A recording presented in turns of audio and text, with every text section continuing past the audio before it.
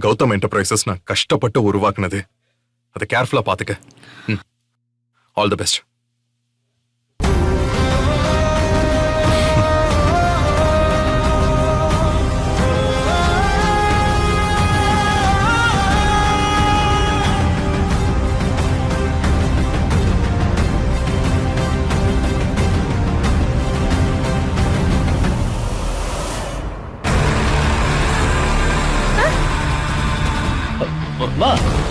என்னமாச்சு?